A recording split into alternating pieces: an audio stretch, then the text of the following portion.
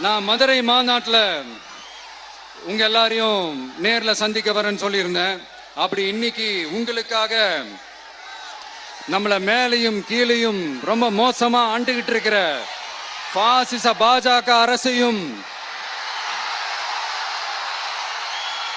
Poison திமுக அரசையும் கேள்வி கேட்கறதுக்காக வந்திருக்கிறேன்.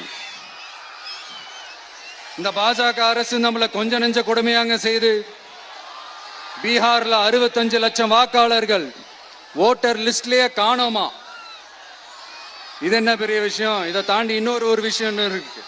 இந்த எதிர்கட்சிகள்லாம் ரொம்ப சிம்பிளா சொல்ற மாதிரி சொல்லணும்னா ஓட்டு திருட்டு. வீட்டு நம்பர் 0ன்னு போட்டெல்லாம் ஓட்டர் ஐடி கார்டு கொடுத்துருக்காங்கன்னா பாத்துக்காங்களேன். எவ்வளவு பெரிய ஒரு மோசமான வேலைகள்லாம் அவங்க செய்யறாங்கன்னு பாத்துக்கங்க.